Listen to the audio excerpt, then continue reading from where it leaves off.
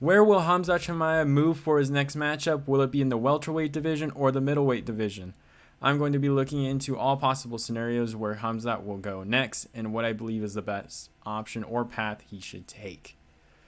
So, for a little recap of what has been going on recently, yesterday I did see a lot of videos of predictions for Khamzat versus Colby, which I was a little surprised initially. I was trying to remember and look up things like, oh, is this matchup finalized? Because I saw so many people making it. But with new information we have now, that matchup could be in jeopardy and might not happen in general. So let's recap Khamzat's last matchup and what happened around the event there real quick before I get into what I think he should do. So obviously at UFC 279, he missed weight by 7.5 pounds and missed the welterweight limit at 171 pounds.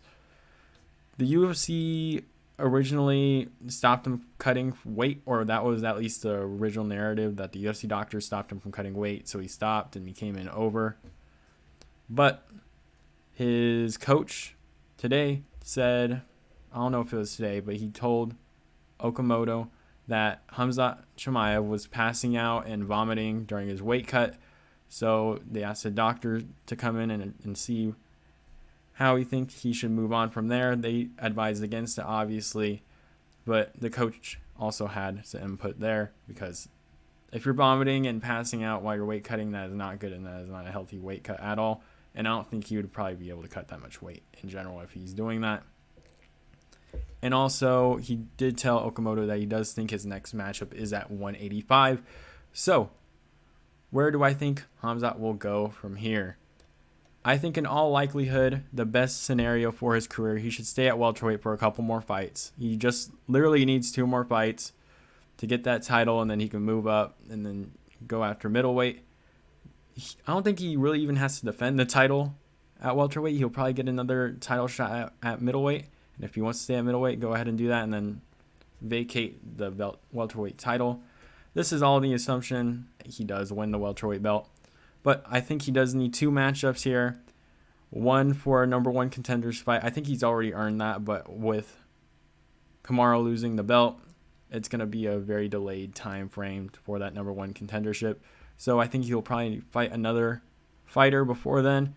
And I think he will be able to fight for the belt next if he does beat the first fighter. And then go on to the second match for the belt is what I'm saying.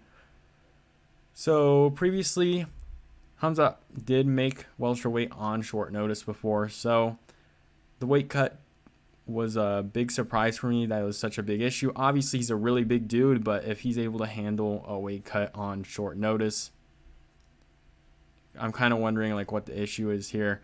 But in the welterweight division, he was also very dominant in there. We don't know how it will be at middleweight. He did have a couple matchups at middleweight in the UFC. I believe he did knock out GM3. But there's a lot more heavier guys than Khamzat maybe, and tougher matchups that may give him some problems. So I think in welterweight he should try and finish up there before moving up to middleweight, which I think was his original plan. But will the UFC step in there and say, I don't know if you should stay down here anymore. I think you need to move up. We can't rely on you for any weight cutting or anything like that. If you want a title shot, how are we supposed to rely on you to hold a pay-per-view main event, and make the welterweight limit at 170 pounds when you don't even have to make 171, when you can't even make 171.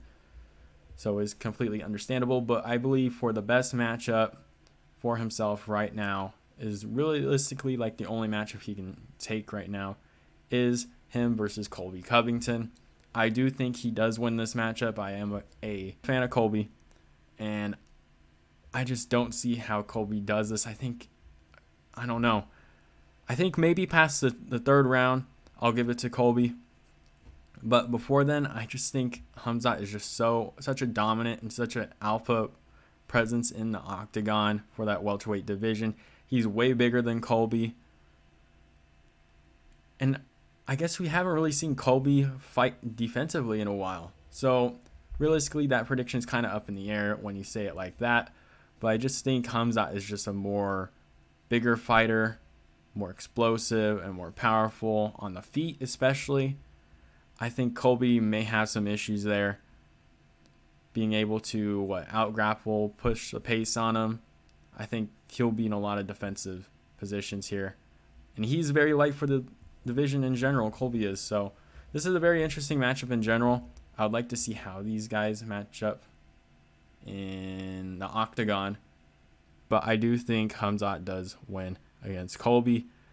But obviously the cardio, I don't want to say issue, but there's an outlier for Khamzat here where we don't know how he is later in the fight. Like, we saw him go 3 rounds with Gilbert Burns. He got very tired there, but it was an extremely high pace. But when fighting Colby Covington, you're probably going to be fighting at a high pace too. So I say probably 3 rounds or longer. I'll give it to Colby Covington. And it would definitely make a 5-round fight very interesting if Colby's able to outlast Chimaev in those first couple rounds and then figure out what he's got to do in the last 3. I just don't know how Colby would control his fight the way he does. That's just my main issue here. But moving on to another matchup I think could happen if he does want to move up to 185, which I don't think he should do.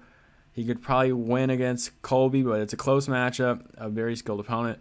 He could probably win against Colby and then win that championship belt at welterweight. Like, he's right there. Just needs to make a couple matches with the 170-pound weight class, and I don't know.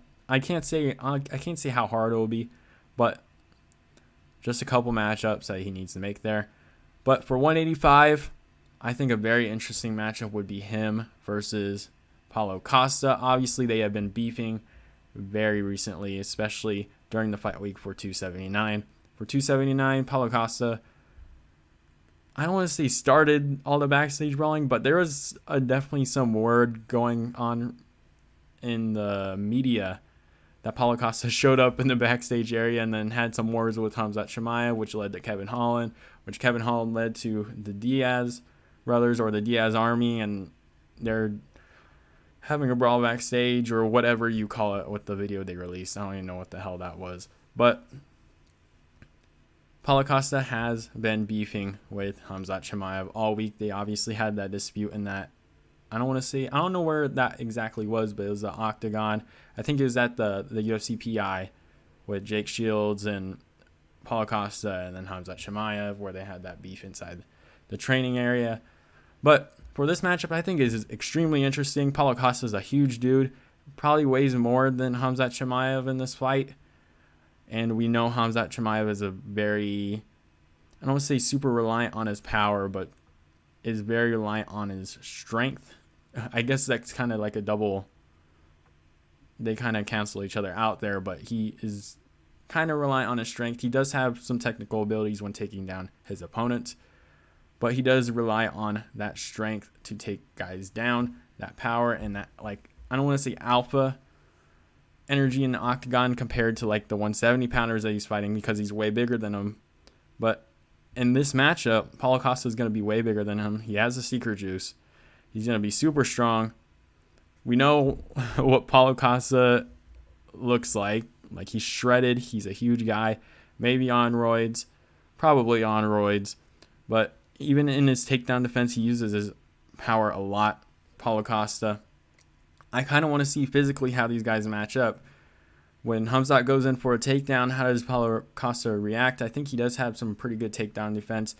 And the biggest question mark, I'm just going to cover real quick, is how Paulo Costa looked in his last fight against Luke Rockhold.